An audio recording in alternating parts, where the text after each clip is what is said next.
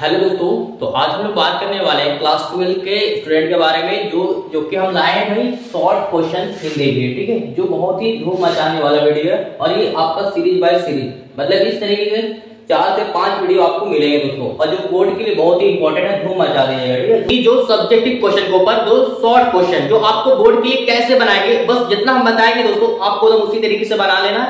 पूरा उम्मीद है कि आपको एक नंबर भी कटौती नजर नहीं होगी। ठीक है, और ये आपका धूम मचाने वाला वीडियो है, ऐसे ऐसे 3 से 4 वीडियो मिलेगा आपको। ठीक है, तो चलते हैं। देखिए संपर्क सीरीज वीडियो नंबर 1। ठीक है, तो देखिए यहाँ पे वेरी वेरी इंपॉर्टेंट है जो बोर्ड के रिलेटेड 2025 के लिए है। ठीक है, पर कहा गया पहले में कि जयप्रकाश नारायण कम्युनिस्ट पार्टी में क्यों नहीं शामिल हुए। जयप्रकाश नारायण जी कम्युनिस्ट पार्टी में इसलिए शामिल नहीं हुए कि कहते हैं वे कि जो देश जो गुलाम है, जो वही देश के कम्युनिस्ट पार्टी जो अपना विरोध नहीं कर रहे उसके अपने देश के लिए, तो इसलिए कुछ भी नहीं कर रहे, तो हम क्या कर सकते हैं, इसीलिए हम शामिल नहीं होना चाहते हैं। जो अपना चेतना को है ना जागरूकता को पैदा नहीं कर रहे, तो इसलिए हम शामिल नहीं होना चाहते हैं। तो इसीलिए बात बताया गया दोस्तों। ठीक है, जो अपने हक के लिए न लड़े। तो फिर दूसरा क्या है कि धांगड़ शब्द का क्या अर्थ है। धांगड़ देखिए यहाँ पे मैंने बात की, धांगड़ जो होता है एक भाड़े का मजदूर होता है, जिसपे क्या होता है कि जिसमें अंग्रेज के द्वारा या धांगड़ जाति भाड़े का मजदूर होता है, भूया जाति जो सब क्या आता है अपने अपनी कुछ कलाएं होती थी जो अपने नील की खेती के लिए भी क्या बोलते हैं जो लोग शोषण चंपारण जिला से किया जाता था। लेकिन मैं शानदार कि धांगड़ का अर्थ होता है भाड़े का मजदूर। ठीक है, अगला क्या है क्वेश्चन नंबर 3 में कि डायरी क्या है। डायरी किसे कहते हैं, अपने दिन दशा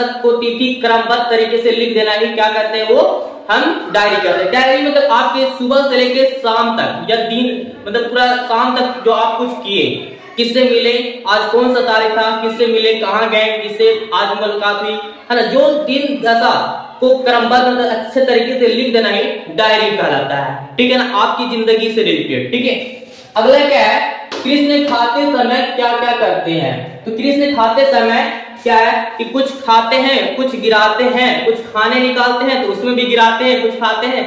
तो बहुत ही शानदार था दोस्तों, इस तरीके से लिख देते ना कि कृष्ण जी जो है वो मतलब कि खाते हैं तो कुछ खाते तो कुछ गिराते भी हैं, और खाना निकालते हैं खुद से और गिराते भी हैं। कितना शानदार है। देखिए 5वां नंबर क्या है कि माँ के लिए अपना मन समझाना कब कठिन और क्यों। तो माँ जो है अपना मन को समझाने के लिए कठिन तब हो जाता है कि जब कोई उसका पुत्र वियोग हो जाता है, मतलब कि मृत्यु हो जाती है। जिस तरीके से समझ सकते हैं कि माँ जो है अपने बच्चे को 9 महीने रख करके और पूरा जिम्मेदारी के साथ उसको संभाल कर पढ़ा लिखा कर, और इस तरीके से उसकी जो माँ है ममता है जो अपने बेटे के लिए कुछ अपना मन को कैसे विचलित कर सकता है, उसका सामने पुत्र का वियोग हो जा। ठीक है, तो ये शानदार था दोस्तों, इस तरीके से लिख सकते हैं कि कोई भी अपना जो पुत्र होता है उसका पुत्र का उसके सामने से वियोग हो जाना, तो मृत्यु हो जाना समय के वक्त के साथ पहले जो वक्त होता है उम्र होता है, लेकिन उससे पहले जो मृत्यु हो जाना उस पर माँ के मन पर क्या बीतता होगा। ठीक है, इसलिए वो कठिन हो जाता है, मन को समझा नहीं सकती है, हार जाती है। ठीक है, देखिए अगला क्या है क्वेश्चन कि 6 नंबर में कि कवि मुक्ति बोध ने सितारे को भयानक क्यों कहा है। कहते हैं कि मुक्ति बोध सितारे को भयानक क्यों कहा है। सितारे यहाँ पे समझिए किसको बोलते हैं, आम लोगों के लिए। अगर कोई किसी पर अत्याचार किया जा रहा है और वो आवाज मतलब अत्याचार कहा जा रहा है और उस पर क्या करेगा, एक वक्त ऐसा आएगा, समय आएगा कि वही इंसान वही क्या हो जाएगा, भयानक हो जाएगा, जो धमका सकता है, जो तांडव रच सकता है, जो साजिश रच सकता है, जो उसका अपोजिट कर सकता है काम। ठीक है, तो ये क्या कहा जाता है, इसीलिए भयानक कहा गया, सितारे आम आदमी को कहा गया है। ठीक है, आइए अब देखिए दोस्तों, सड़कों को क्यों सींचा जा रहा है। सड़कों को सींचा का मतलब पानी पटाना बोलते हैं, सींचना मतलब पानी पटाना। तो सड़कों को पानी क्यों पटाया जा रहा है, तो यहाँ पे बताया मासक बूढ़ा वाला पढ़े होंगे जिसमें हार और जीत के बारे में। तो उसमें बूढ़ा एक मासक था जो पानी पटाने का काम करता था सड़कों पर। तो किस लिए पटा रहा था, क्योंकि सड़क पर बैठा हुआ धूल का जो है ना बैठा हुआ था उसको साफ करना, ताकि आने देखो मतलब कि विजय पर्व मनाने के लिए खुशी ताकि गाड़ी वगैरह भी आए, जैसे कोई नेता वगैरह आता है ना, तो देखते हो ना कि भाई उसको पूरा धूल कर हटाया जाता है, कहा लगता है कि गाड़ी समेत धूल का ना लगे, लोगों को गंदगी वगैरह ना आए। ठीक है, तो इसलिए पूरा साफ सुथरा किया जाता है, और कोई भी प्रोग्राम होता है तो पूरा साफ किया जाता है। ठीक है, अगला क्या है, बनाने मतलब कि साफ करने के बाद पानी मार दिया जाता है, काहे लगा कि धूल का ना उड़े। ठीक है, देखिए अगला है कि 8 गांव का घर शीर्षक कविता में पंच परमेश्वर हो जाने को लेकर कवि क्यों चिंतित है? कहा जाता है कि गांव का जो शीर्षक है ना, कविता का पंच परमेश्वर, मतलब जहाँ सरपंच पंच होते थे, पंच मतलब 5 ठो बैठक होती थी, लोगों का न्याय करते थे, मतलब फैसला करते थे। तो लोग जो फैसला करते थे पांचों, जो उसमें से जो है ना एक ऐसा बहुत ही सच्चा था, पहले के लोग आते थे जो न्याय जो है अच्छा करते थे, सच्चाई करते थे, लोग उसको दादा जो है एक भगवान के रूप दिया जाता था। लेकिन अब जो है उसके कवि के सामने अब दिखता नहीं है, मतलब क्या घुसखोरी करता है, लूट मार लेता है, इसीलिए अब वो परमेश्वर अब खो गए हैं, अब उस कवि के नजर में ऐसा नहीं है। अगला दोस्तों देखिए 9वां सवाल में क्या करा कि दो हम जोली सहेलियां की बातचीत में क्या स्थिति है। मतलब कहा है कि दो सहेली जो है जो बातचीत में क्या से, मतलब कि समुद्र की सागर की पहेली को जैसा है, जो अगर दो सहेली जो अगर मिल जाए तो बात की देखो कितना समुद्र की लहरें ऊपर होने लगेगी, मतलब कि बात खत्म ही नहीं होगी, है ना। जब बचपन की कुछ याद वगैरह, आप भी किसी से दोस्त से मिले होंगे तो आप अपने दोस्त के बारे में पूछताछ करेंगे। भाई एक वक्त होता है, वक्त को गुजारने के साथ बड़े मतलब कि उम्र बीतने के साथ मिलते होंगे, पूरे बचपन की यादें पूछते होंगे कि भाई क्या था, लम्हा था, बचपन याद थी, लेकिन अब तो वो दौर हट गया, है ना। समझ में आई बात को? अब क्या आते हैं जिम्मेवारी वगैरह आती है, रिस्पॉन्सिबिलिटी, तो बात समझ में आई। आगे देखिए 10वां नंबर सवाल में क्या है कि अगर हमें वाक शक्ति ना होती, अगर हमें वाक शक्ति ना होती तो क्या होता है। तो हमारे अंदर वाक शक्ति नहीं होती तो हमारी सृष्टि गूंगी होती। बस सिंपल इतना लिख देना था। क्या सिंपल देख नहीं था दोस्तों? ठीक है, एक बार मैं अगर रिपीट करूं तो देखो फास्ट में देखिए, जयप्रकाश नारायण जी का न्यूज पार्टी में क्यों नहीं शामिल होते थे? क्योंकि जो मुल्क हार चुके हैं वो अपने देश के लिए कुछ नहीं कर रहे हैं, तो इसीलिए वो हम चुप खड़े हुए, इसीलिए वो नहीं होना चाहते थे। साधारण शब्दकार क्या होता है? तो भाड़े का मजदूर होता है, लिखना है। डायरी क्या है? तो अपने दिन दशा से जो भी सारी चीज जो तीन तिथि के साथ लिख देना, या अपने लाइफ में जो आप अपने लाइफ को गुजारे हैं 4 दिन 5 दिन, है ना, या आप 10 साल गुजारे तो उसकी सारी तिथि तारीख के साथ लिख देना ही आपका क्या कहलाता है?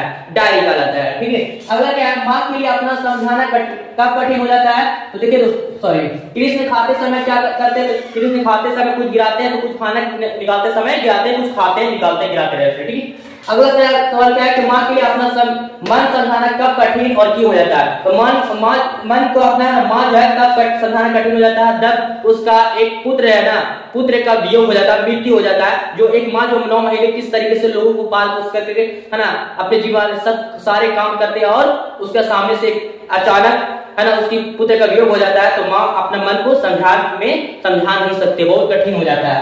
अब अगला क्या है 6 में कि कवि मुक्ति बोध ने सितारे का उदाहरण क्या कहा गया कि जिस पर आम लोगों पर सितारा कहा गया, आम आदमी को, कि जो लोग अत्याचार किया जा रहा है, एक वक्त ऐसा आएगा जो तांडव रह सकता है, जो जिस पर जुल्म कर रहा है। ठीक है, आई बस इसलिए वो भयानक कहा गया है।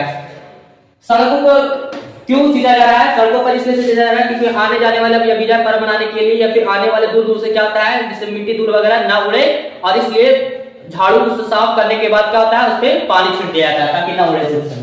आगे क्या? गांव का घर का शीर्षक का विषय में पंच परमेश्वर के खो जाने से लेखक कवि क्यों चिंतित है? तो इसलिए है कि भाई गांव ग्राम में पहले क्या होती थी, बैठक होती थी, जो लोगों में सच्चाई थी, जो ईमानदारी और मतलब कि सच्चाई की न्याय मतलब फैसला करते थे, लेकिन अब वो नहीं है, बल्कि घुसखोरी कवि की नजर में ऐसे दिखता है दोस्तों। ठीक है, कितना शानदार था। अब देखिए 9वां नंबर में कि दो हमजोली सहेलियों की बातचीत में क्या स्थिति है? लिखना है कि भाई कि दो हमजोलियों की सहेलियों में बातचीत है कि एक समुद्र की विशाल दिया जाता है, जो बातचीत की एक महानता बताया गया, जो अगर बात होने लगे तो कब खत्म हुए पता ही नहीं चलता है कि नहीं।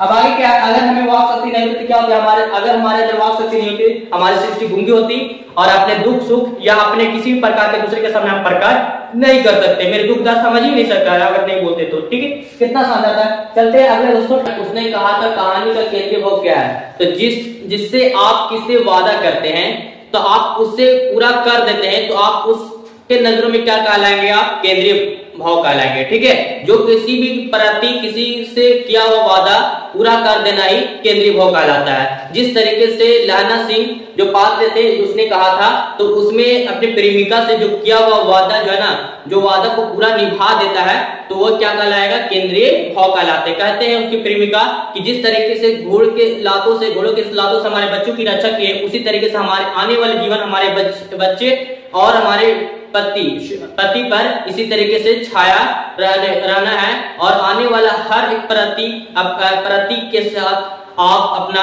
है ना आने वाले संकट में आप अपने जीवन को कुर्बान कर देना, कोई भी आने वाली मुसीबत पे इसी तरीके से आप है ना आप अपने जान की बलि दे देना, कुर्बान कर देना, निछोवर कर देना। और इस तरीके से लास्ट में क्या किया, उन्होंने अपने प्रेमिका की जो किया हुआ वादा पूरा करता है लहना सिंह। ओके, तो बात समझ में आ गई दोस्तों। देखिए, या फिर ऐसा हो सकता है कि जो कोई किसी से किया हुआ वादा और उसको सटीक खड़े उतर जाता है, पूरा कर देता है, तो उस केंद्रीय भाव कहलाता है। ठीक है। अब देखिए फिरंगी मैन के बैंक में क्या क्या था, तो बताना दोस्तों कि फिरंगी मैन के बैंक में जो ना वो पूरा घास का मैदान था हरा, और मखमली पूरा दिखा है, और बैठे हुए थे और सेब वगैरह खा रहे थे। तो इस तरीके से वहां की बता देना कि वहां के निराला वहां पे एकदम पूरा हरा भरा घासों से और पूरा मखमल, और बैठे हुए थे और पूरा सेब वगैरह फल फ्रूट खा रहे थे। इस तरीके से बता देना है। ठीक है, क्या क्या था ये सब। अब देखिए लप्टन साहब उसने कहा था कहानी का पात्र की जेब से क्या बरामदा है। तो देखिए यहाँ पे बताया कि लप्टन साहब ने उसने कहा था कहानी का पात्र में जेब की बात बताइएगा, तो 3 गोला था दोस्तों। क्या बताइएगा, 3 गोला को प्राप्त करना था, 3 गोला को प्राप्त करना ही क्या कहता बरामदा का हुआ था। ठीक है, आई बात समझे, 3 गोले का प्राप्त करना था उसके जेब में। ठीक है, अब आगे क्या है देखिएगा दोस्तों, है ना, हम लोग कैसे किए थे, लप्टन से जो किया हुआ था ना, लप्टन से जो किया था वो 3 गोलों के रूप में क्या किया था, जेब प्राप्त किया था। ठीक है, अगला क्या, लहना सिंह ने बोधा के प्रति किस त्याग का परिचय दिया। तो लहना सिंह जो है बोधा सिंह के प्रति जो अपनी जान को कुर्बान कर दिया। क्यों कर दिया भाई, कहे कि बोधा सिंह कोई अलग नहीं था, कहे कि लहना सिंह जिस प्रेमिका से मतलब जिससे प्रेम करते थे ना, प्रेमिका जो थी उसी का एक पुत्र था जिसका नाम बोधा सिंह था। और ये बोधा सिंह किसका बेटा था, तो हजारा सिंह। ठीक है ना, आई वसंत सूबेदार हजारा सिंह का बेटा था। तो कितना शानदार था दोस्तों। ठीक है, बोधा सिंह कौन था, तो बता देना, बोधा सिंह लहना सिंह के प्रेमिका के पुत्र था, या फिर बोल सकते हैं, ये भी बोल सकते हैं, या फिर आप ये भी बोल सकते हैं कि बोधा सिंह सूबेदारा हजारा सिंह का बेटा था। ठीक है, देखिए अगला क्या है सवाल 16 नंबर में कि लहना सिंह के प्रेम के बारे में लिखिए। तो बताना है कि लहना सिंह के प्रेम के बारे में कि लहना सिंह अपने मामा के घर जाते हैं, वहां जब मामा के लिए कुछ लाने के लिए बाजार से जाते हैं, मतलब कि लड़की से उससे मुलाकात होती है, वो जो धीरे धीरे बात करने लगते हैं कि आपसी में बात करते करते धीरे धीरे दोनों में प्रेम हो जाता है। अब प्रेम हो जाता है तो समय बीत जाता है, तो बीतने के बाद जो अलग अलग हो जाते हैं, और फिर मतलब कि लड़की से बार बार मतलब कि शुरू में आता है कि बार बार कुछ एक ही सवाल आता है लहना सिंह का बचपन में कि तुम्हारी कुड़माई हो गई क्या, मतलब तुम्हारी विवाह हो गई क्या, है ना। तो फिर इस तरीके से जब समय बीत जाता है तो बीतने के बाद वो वचन ले लेता है उसके प्रेमिका कि जिस तरीके से मुझे घोड़ों से रक्षा किया उसी तरीके से आने वाले जीवन में भी मेरे इसी तरीके से अपना मतलब कि अपने जीवन को है ना कुर्बान कर देना, मेरे रक्षा करना। ठीक है, तो इस तरीके से जो किया हुआ वादा जो है ना पूरा करता है। लास्ट में क्या है कि सूबेदारनी की बेटा जो बोधा सिंह था उसके प्रति जो है ना अपना जान को कुर्बान करके मतलब कि अपनी जान को त्याग दिया, और उसकी कहा है कि वो क्या था, वो उसका प्रेमिका का बेटा था, इसलिए वो अपना जान कुर्बान कर देता है। वो सही सटीक और उसको सही तरीके से उसको घर भिजवा देता है। और उसने बोलता है जिसने वो फिर बोलता है कि जब भेजता है तो उसने बोल देता है, जख्मी हो जाता है, बोलता है ना कि जाओ और कह देना कि अपने है ना कह देना कि जो उसने कहा था मैंने वो कर दिया, और लास्ट में वो अपना जीवन को कुर्बान कर देता है। ये थी बात उसको। ठीक है, अगला देखिए यहाँ पे कि जयप्रकाश नारायण की पत्नी का क्या नाम था, वे किसकी पुत्री थी। तो बताना दोस्तों कि जयप्रकाश नारायण की पत्नी का नाम प्रभावती थी, और ये जो पादरी ब्रज की पुत्री थी। ठीक है ना, ब्रज की पुत्री थी। कितना शानदार था। इनके जयप्रकाश नारायण जी की पत्नी का नाम तो पार्वती थी, और ये इनकी किसकी, तो यहाँ पे पादरी ब्रज की पुत्री थी। ठीक है, अब आगे क्या है 18 नंबर में कि जयप्रकाश नारायण किस प्रकार से नृत्य देना चाहते थे। तो कहते थे जयप्रकाश नारायण जो है नृत्य इसलिए दिए थे कि भाई जो कहते हैं कि जिस तरीके से समाज में भूखमरी भ्रष्टाचारी गरीबी जो है ना जो चल रही है उसको लेकर के जो आवाज उठाए थे जयप्रकाश नारायण, ये संपूर्ण क्रांति किए थे। तो बताते हैं कि सबकी बात सुनूंगा, सबकी राय लूंगा, जो मेरा वक्त होगा सबके हम समय के साथ तुम्हारा सबका टाइम दूंगा। ठीक है ना, समय से सबसे बात करूंगा, सबकी राय लूंगा, लेकिन मेरा फैसला मेरा आखिरी फैसला होगा, और मेरे फैसलों को आप लोग को सहमत होना मतलब मानना होगा। आई बस में तो इस तरीके से उन्होंने इस तरीके से नृत्य दिया था। ठीक है, अगला क्या है कि बापू और नेहरू की किस विशेषता का उल्लेख जयप्रकाश ने अपनी भाषण में किया है। तो बताते हैं कि बापू, महात्मा गांधी, नेहरू के बीच में विशेषता जो है, जो किसी बातों को लेकर के जो जयप्रकाश नारायण जी थे वहां पर शामिल रहते थे, वो सारी बातों को सुनते थे, जो सच्चाई रहती थी तो सुन लेते थे, बताते थे, सही सहमत थे। लेकिन जब वो गलत थे ना, गलत की बातों के अगर करते थे तो वो तांडव बन करके उसके सामने मुकाबले करते कि नहीं ये गलत है, इस भाषा का ये मतलब कि जो होना चाहिए ये होना चाहिए। तो और बापू साहब ने बोला कि हाँ उसके प्रति ही क्या बोलते थे, हाँ तुमने सही कहा ये होनी चाहिए। तो इस तरीके से वो उसने अपने बातों को प्रस्तुत किया है, यहाँ पे भाषण में किया है। ठीक है, बताया गया 20 नंबर में लास्ट है दोस्तों कि नारी की पराधीनता कब से आरंभ हुई, मतलब शुरू हुई। तो नारी की पराधीनता जो है जब से कृषि करना शुरू हुआ। कहा गया है कि नारी जो है एक नर के समान है, जिसमें जो नर जो है नारी मतलब कि दोनों के प्रति समानता है। जैसे जिस तरीके से खेती बाड़ी कर रहे हैं तो क्या पुरुष महिला नहीं कर रहे थे, तो इस तरीके से जब से कृषि खेती बाड़ी हुई है तब वो पुरुष जो है नारी जो है पराधीनता हो गई जब से कृषि शुरुआत हुई। लिखना इतना ही है। ठीक है, तो ये मैंने इतना बताया दोस्तों, पूरी गारंटी कि आपको है ना एक भी अगर चाहते हैं, अगर इसका क्वेश्चन सब्जेक्टिव क्वेश्चन आंसर इसका सब्जेक्टिव क्वेश्चन आंसर का, तो आपको है ना इस तरीके से चैनल पे जुड़े रहना है, आपको पोस्ट प्रोवाइड करवा दिया जाएगा। तो चाहे तो आप यहाँ जो बोले तो पूरा क्वेश्चन आंसर ही सटीक बताएं दोस्तों, चाहे तो इसका रिवर्स करके आप नोट कर सकते हैं आसानी से। फिर भी कोई डाउट लगता है हमें कमेंट बॉक्स में जरूर बताएं। फिर मिलते हैं नए वीडियो के साथ पार्ट 2। ओके।